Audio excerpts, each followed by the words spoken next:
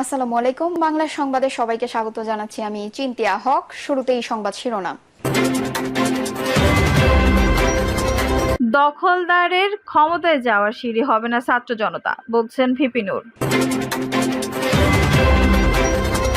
এদিকে হাসিনার পতনে ভূমিকা রাখা সবাইকে নিয়ে হবে জাতীয় সরকার, বলছেন আমির খসরু। জানাবো গাজীপুরে বিএনপির দুপক্ষের সংঘর্ষে এক নেতা নিহত। চমক দেখাবেন ডক্টর ইউনূস, ২০-২৫ জনের বহর নিয়ে জাতিসংঘে যাবে বাংলাদেশ। ভারতের প্রতিরক্ষা মন্ত্রীর বক্তব্য উস্কানিমূলক, বলছেন রিজভী। এবং সর্বশেষ জানাবো ভারতের সব বাঁধ ভেঙে ফেলতে হবে, বলছে ইনকিলাব মঞ্চের মুখপাত্র। দর্শক, শুনছিলেন সংবাদ শিরোনাম, এখন বিস্তারিত। দখলদারের ক্ষমতায় যাওয়ার সিঁড়ি হবে না ছাত্র জনতা, বলছেন ভিপি নূর। গণ অধিকার পরিষদের সভাপতি ও ডাকসুর সাবেক ভিপি নুরুল হক নূর বলেছেন, ছাত্র জনতার আন্দোলনের মুখে স্বৈরাচারী শেখ হাসিনার পতন নিশ্চিত হয়েছে। এখন আগামী নতুন বাংলাদেশ বিনির্মাণের জন্য তরুণরা সংগঠিত হচ্ছে। ঠিক তখনই একটি দল আবার গার্মেন্টস দখল, পত্রিকা অফিস দখল, চর দখল, ঘের দখল চালাচ্ছে। তরুণরা আর কোনো দখলদার চাঁদাবাজের ক্ষমতায় যাওয়ার সিঁড়ি হবে না। তরুণ প্রজন্মকে এদের বিরুদ্ধে গণপ্রতিরোধ গড়ে তোলার আহ্বান জানিয়ে যৌথ বাহিনীকে এসব সন্ত্রাসীদের আইনের আওতায় আনারও দাবি জানান তিনি। ডাকসুর সাবেক ভিপি নুরুল হক নূর বলেন, আওয়ামী লীগকে যেভাবে হটিয়েছি আর কোনো দখলদার ও চাঁদাবাজিকে ক্ষমতায় যেতে দেব না। বিএনপির সঙ্গে ঐক্য প্রসঙ্গে তিনি বলেন, আনুপাতিক হারে যদি জাতীয় নির্বাচন আসন বিন্যাস করা হয়, বিএনপি যদি জাতীয় সরকারের রাজি থাকে তাহলে তাদের সঙ্গে ঐক্য হতে পারে, তা না হলে অন্য সমমনা দলগুলোকে নিয়ে জোটগতভাবে নির্বাচনে অংশ নেওয়ার কথা বলেন তিনি। আর কোনো চাঁদাবাজ দখলদারের জায়গা বাংলাদেশে হবে না।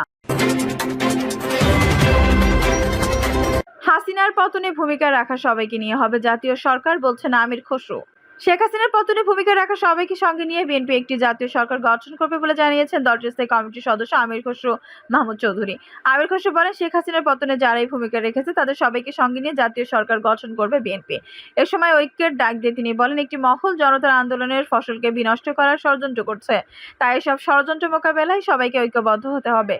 দেশ রক্ষায় জাতীয় ঐক্যের কোনো বিকল্প নাই। রাষ্ট্র মেরামতের বিষয়গুলো জাতির সামনে আবারও তুলে ধরা হবে জানিয়ে বিএনপির নেতা আরো বলেন, তরুণদের স্বপ্ন বাস্তবায়নে কি করা হবে এসবের ধারণা নিয়ে জনগণের কাছে যাবে বিএনপি।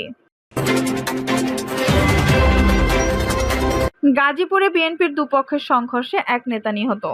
গাজীপুরের কালীগঞ্জে আধিপত্য বিস্তার ও পূর্বশত্রুতার জেরে বিএনপির দুই পক্ষের সংঘর্ষে স্থানীয় ওয়ার্ড বিএনপি সভাপতি নিহত হয়েছেন। এতে আহত হয়েছেন আরো 4 জন। নিহত এমদাদুল হক মোক্তারপুর ইউনিয়নের 6 নম্বর ওয়ার্ড বিএনপি সভাপতি ছিলেন। তিনি ওই ইউনিয়নের রামচন্দ্রপুর এলাকার হাবিবুর রহমানের ছেলে। আহতরা হলেন ওয়ার্ড বিএনপি নেতা মঞ্জুর মিয়া, মেহেদী হাসান, সীমান্ত শিকদার ও জহিরুল ইসলাম।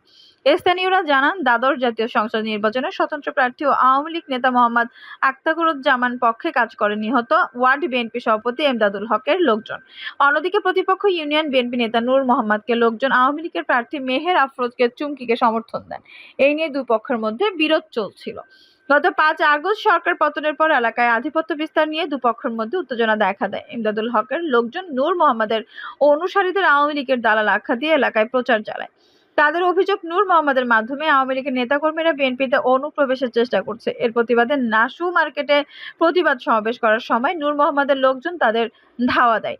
এর সময় তারা এমদাদুল হকের উপর হামলা করলে ঘটনাস্থলে তিনি নিহত হন। আহত মঞ্জু মিয়া বলেন, নূর মোহাম্মদ, তার বড় ভাই ও হামলাকারী ওয়ার্ড আওয়ামী লীগ সভাপতি শামসুল হক এবং তার বেয়াই সাবেক মেম্বার সবুরের ছাত্র ছায় থেকে বিএনপির নাম ভাঙিয়ে বিভিন্ন অপকর্মে লিপ্ত। এই নিয়ে আমরা প্রতিবাদ সমাবেশ করার সময় ওত পেতে থাকা শামসুল, সবুর সহ 35 থেকে 40 জন দেশীয় অস্ত্র নিয়ে আমাদের উপর হামলা চালায়। এতে এমদাদুল হক ঘটনাস্থলে নিহত হন। কালীগঞ্জ থানার ওসি মাহতাব উদ্দিন বলেন, এই ঘটনায় মামলার প্রস্তুতি চলছে, তদন্ত করে ব্যবস্থা নেওয়া হবে। চমক দেখাবেন ডক্টর ইউনূস, 20-25 জনের বহর নিয়ে জাতিসংঘে যাবে বাংলাদেশ। জাতিসংঘের ৭৯তম সাধারণ অধিবেশন যাবেন অন্তর্বর্তী সরকার প্রধান উপদেষ্টা নোবেলজয়ী ডক্টর মোহাম্মদ ইউনূস। নিরাপত্তার দল বাদ দিয়ে ২০-২৫ জনের সফরসঙ্গী নিয়ে যুক্তরাষ্ট্রের নিউ ইয়র্ক যাবেন তিনি। আর এটি ডক্টর ইউনূসের প্রথম বিদেশ সফর হতে যাচ্ছে। পররাষ্ট্র মন্ত্রণালয়ের কর্মকর্তারা বলছেন, প্রধান উপদেষ্টা জাতিসংঘ অধিবেশনে যাবেন। সবকিছু ঠিক থাকলে আগামী ২২ সেপ্টেম্বর ঢাকা থেকে নিউ ইয়র্কের উদ্দেশ্যে রওনা হবেন তিনি। অতীতের মতো গতানুগতিক না করে সফরটি তাৎপর্যপূর্ণ করতে চায় অন্তর্বর্তী সরকার। সেই পরিকল্পনা থেকে সিদ্ধান্ত হয়েছে স্বল্প সংখ্যক প্রতিনিধি দল নিউ ইয়র্কে যাবে। শুধুমাত্র যাদের না নিয়ে গেলেই নয়, তাদের নিয়েই সফরসঙ্গী বহর করা হচ্ছে। ঢাকার এক কূটনীতিক জানার নিরাপত্তা দল বাদ দিয়ে শেষ পর্যন্ত ২০-২৫ জনের মতো সফরসঙ্গী প্রধান উপদেষ্টার সঙ্গে নিউ ইয়র্কে যাবেন। প্রতিনিধি দলের সংখ্যা এখনো চূড়ান্ত নয়, তবে ২০-২৫ জনের বেশিও হবে না। এর মধ্যে প্রধান উপদেষ্টার কার্যালয়ে ৭ জন প্রতিনিধি দলে রয়েছেন। প্রতিনিধি দলের বহর নিয়ে পররাষ্ট্র বিষয়ক উপদেষ্টা মোহাম্মদ তৌহিদ হোসেন বলেন, জাতিসংঘ অধিবেশনে যোগ দিতে প্রধান উপদেষ্টা নিউ ইয়র্কে যাবেন। প্রধান উপদেষ্টা যাদের কাজে আছে শুধুমাত্র তাদের একটি ছোট বহর নিয়ে সেখানে যাবেন।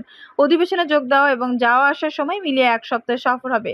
করোনা মহামারীর পরিস্থিতির কারণে জাতিসংঘের ৭৫তম অধিবেশনে সশরীরে যোগ দেননি সাবেক প্রধানমন্ত্রী শেখ হাসিনা। টানা ১৬ বছর ক্ষমতায় থাকাকালে প্রায় প্রতি অধিবেশনে সরকার প্রধান হিসেবে যোগ দিয়েছেন তিনি।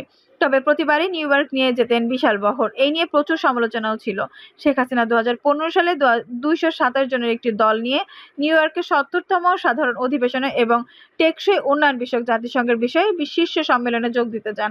২০১৪ সালে ৬৯তম সাধারণ অধিবেশনে এই সংখ্যা ছিল ১৭৮, আর ২০১৩ সালে এই সংখ্যা ছিল ১৩৪ জন। বৈষম্যবিরোধী ছাত্র জনতার অভ্যুত্থানে গত ৫ আগস্ট ক্ষমতাচ্যুত হন টানা ৪ বারের প্রধানমন্ত্রী শেখ হাসিনা। শেখ হাসিনার পতনের পর ৮ আগস্ট ডক্টর ইউনূসের নেতৃত্বে অন্তর্বর্তী সরকার গঠিত হয়। সরকার গঠনের পর ডক্টর ইউনূস প্রথমবারের মতো জাতিসংঘ অধিবেশনে বাংলাদেশ প্রতিনিধি দলের নেতৃত্ব দেবেন। অতীতের গতানুগতিক প্রথা ভেঙে এবারের অধিবেশনে স্বল্প সংখ্যক প্রতিনিধি দল যাওয়ার সিদ্ধান্তকে চমক হিসেবে দেখছেন সংশ্লিষ্টরা। জাতিসংঘের তথ্য বলছে, সাধারণ পরিষদের উচ্চ পর্যায়ের ৭৯তম অধিবেশন আগামী ২৪ সেপ্টেম্বর শুরু হবে, চলবে ৩০ সেপ্টেম্বর পর্যন্ত। পররাষ্ট্র মন্ত্রণালয়ের কর্মকর্তা জানিয়েছেন, আগামী ২৭ সেপ্টেম্বর জাতিসংঘ অধিবেশনে বক্তৃতা দেবেন ডক্টর ইউনূস।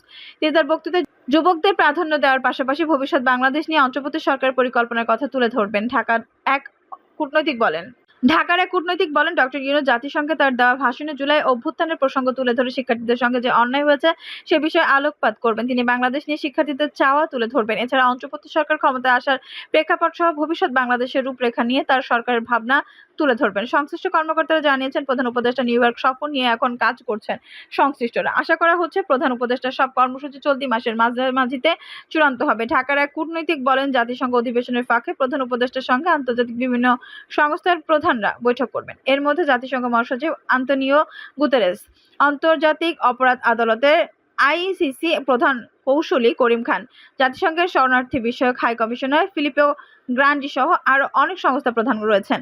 এই কূটনীতিক বলেন, অনেক সরকার প্রধান ও রাষ্ট্রপ্রধানের সঙ্গে প্রধান উপদেষ্টার সৌজন্য সাক্ষাৎ হবে। আমাদের চেষ্টা রয়েছে হাই প্রোফাইল সরকার বা রাষ্ট্রপ্রধানের সঙ্গে বসায়। এখনো কার কার সঙ্গে হবে সেটি চূড়ান্ত নয়। দেখা যায় অনেক দেশের সরকার বা রাষ্ট্রপ্রধান আসেন না। এটা নিয়ে কাজ চলছে। চূড়ান্ত হতে একটু সময় লাগবে, তবে অপ্রয়োজনীয় কোনো এঙ্গেজমেন্ট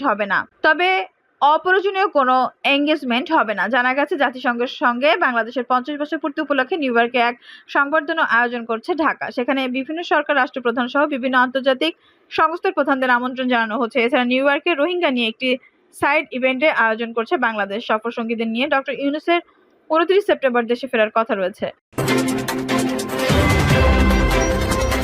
ভারতের প্রতিরক্ষা মন্ত্রীর বক্তব্য উস্কানিমূলক, বলছেন রুজবে। বাংলাদেশ নিয়ে ভারতের প্রতিরক্ষা মন্ত্রী রাজনাথ সিংয়ের বক্তব্য ইঙ্গিতপূর্ণ এবং উস্কানিমূলক বলে মন্তব্য করেছে বিএনপির সিনিয়র যুগ্ম মহাসচিব অ্যাডভোকেট রুহুল কবির রিজভী। সাংবাদিকদের সঙ্গে আলাপকালে রিজভী বলেন, একটি বিষয় আমি অত্যন্ত উদ্বেগের সঙ্গে জানাচ্ছি যে ভারতের প্রতিরক্ষা মন্ত্রী রাজনাথ সিংহ ভারতের সেনাবাহিনীর কর্মকাণ্ডের কমান্ডারের সঙ্গে বৈঠকে বলছেন, যুদ্ধের মাধ্যমে শান্তি প্রতিষ্ঠার জন্য সেনাবাহিনীকে প্রস্তুত থাকতে হবে। সেনাবাহিনীর কমান্ডারদের সঙ্গে বৈঠকে বলেছেন, যুদ্ধের মাধ্যমে শান্তি প্রতিষ্ঠার জন্য সেনাবাহিনীকে প্রস্তুত থাকতে হবে। এটা তাদের দেশের ব্যাপার, তাদের দেশের নিরাপত্তার ব্যাপার। তিনি বলেন, আমাদের উদ্বেগের বিষয় যা আমাদের আশঙ্কার কারণ তৈরি করেছে। তিনি বলেছেন, রাশিয়া, ইউক্রেন, হামাস ও বাংলাদেশের পরিস্থিতি পর্যবেক্ষণ করা হচ্ছে। বাংলাদেশে তো কোনো যুদ্ধ হচ্ছে না। এখানে শতাব্দীর সেরা গণ আন্দোলনের মাধ্যমে স্বৈরাচার সরকার পতন ঘটানো হয়েছে। এটা আমাদের নিজেদের বিষয়। আমাদের উপর দানব চেপে বসে আমাদের রক্ত চুষে খাচ্ছিল। জনগণের পকেট কেটে তারা হাজার হাজার কোটি টাকা পাচার করেছে। সেই দানব সরকারকে দেশকে হঠাতে ছাত্র জনতা আন্দোলনের মাধ্যমে তাদের রক্ত দিয়ে লড়াই করেছে, আন্দোলন করেছে। সেই আন্দোলনের মুখে দানব সরকারের প্রধান পালিয়ে গেছেন। বিএনপির এই সিনিয়র যুগ্ম মহাসচিব বলেন, বাংলাদেশ এখন স্বাভাবিক পরিস্থিতি বিদ্যমান। বাংলাদেশ একটি স্বাধীন সার্বভৌম রাষ্ট্র। রাজনাথ সিংহ রাশিয়া, ইউক্রেন, ইসরায়েলের হামাসের সঙ্গে বাংলাদেশের নাম বলা ইঙ্গিতপূর্ণ এবং উস্কানিমূলক। এ বিষয়ে বাংলাদেশের সব ছাত্র জনতাকে সতর্ক থাকতে হবে। তিনি বলেন, নানান ধরনের দুরভিসন্ধি এখনো চলছে। যারা পরাজিত হয়েছে তাদের আছে বিপুল পরিমাণ কালো টাকা। বিগত 16 বছরে এই কালো টাকা তারা কমিয়েছে। এখন তারা এই কালো টাকা ব্যবহার করে নানান ষড়যন্ত্র করছে। পোশাক শ্রমিকদের তারা নানাভাবে ব্যবহার করার চেষ্টা করছে। গোটা দেশকে অস্থিতিশীল করার জন্য তারা গভীর ষড়যন্ত্রে মেতে উঠেছে। রাস্তায় ব্যারিকেড দিয়ে দেশকে দুর্যোগের মধ্যে ফেলে দেওয়ার চেষ্টা করছে। দেশবাসীকে এই বিষয়ে সতর্ক থাকতে হবে। আশুলিয়া শ্রমিকদের উস্কানি দিচ্ছে এই অশুভ শক্তি। আবার এই ছাত্র জনতা শ্রমিকরা মিলে তাদের প্রতিরোধ করতে হবে। রিজভী আরো বলেন, বিগত 16 বছরে প্রায় 100টির মতো বিদ্যুৎ কেন্দ্র স্থাপন হয়েছে।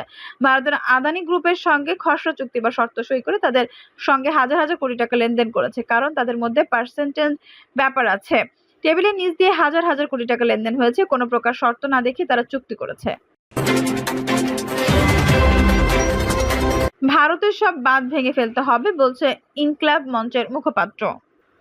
ইনকিলাব মঞ্চের কেন্দ্রীয় মুখপাত্র শরীফ ওসমান হাদি বলেছেন, বাংলাদেশের নদীর মুখে ভারত যতগুলো বাঁধ নির্মাণ করেছে তার সবগুলো বাঁধ ভেঙে ফেলতে হবে, কারণ আন্তর্জাতিক আইনে কোনো দেশ এককভাবে বাঁধ নির্মাণ করতে পারে না।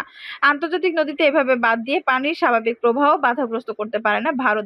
ভারত অন্তঃসীমান্ত নদীতে আন্তর্জাতিক আইন লঙ্ঘন করে ভারতের অবৈধভাবে বাঁধ নির্মাণের প্রতিবাদে রাজধানীর শাহবাগ থেকে লং মার্চ শুরু করে শুক্রবার দুপুরে কুমিল্লা টাউন হল মাঠে এসে পৌঁছায় ইনকিলাব মঞ্চের টিম। বিশিষ্ট রাজনৈতিক ও সামাজিক ব্যক্তিত্ব কাজী দ্বীন মোহাম্মদের সভাপতিত্বে ও ইনকিলাব মঞ্চ কুমিল্লার আহ্বায়ক গোলাম সামাদিনের মঞ্চালয়ে সমাবেশে বক্তব্য দেন বিশিষ্ট ইসলামী বক্তা মাওলানা মুস্তাক আহমেদ ফরায়াজি, ইনকিলাব মঞ্চের সদস্য মিয়া মোহাম্মদ তৌফিক, নিজামুদ্দিন কায়সার প্রমুখ।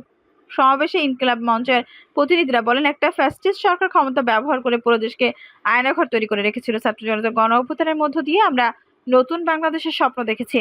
এই স্বপ্ন বাস্তবায়ন করতে সবাইকে ঐক্যবদ্ধভাবে কাজ করতে হবে। সমাবেশ শেষে ভারত বিরোধী নানা স্লোগান মুখে শিক্ষার্থী ও বিভিন্ন শ্রেণী পেশার মানুষ কুমিল্লা বিবির বাজার সীমান্ত অভিমুখে লং মার্চ শুরু করে, কিন্তু পরে কুমিল্লার নূরপুর মোড় পর্যন্ত গেলে পুলিশ নিরাপত্তাজনিত কারণে তাদেরকে ফেরত পাঠায়। পুলিশের অনুরোধে লং মার্চকারীরা নূরপুর চৌমুহানি থেকে ফিরে লং মার্চ সমাপ্ত ঘোষণা করেন।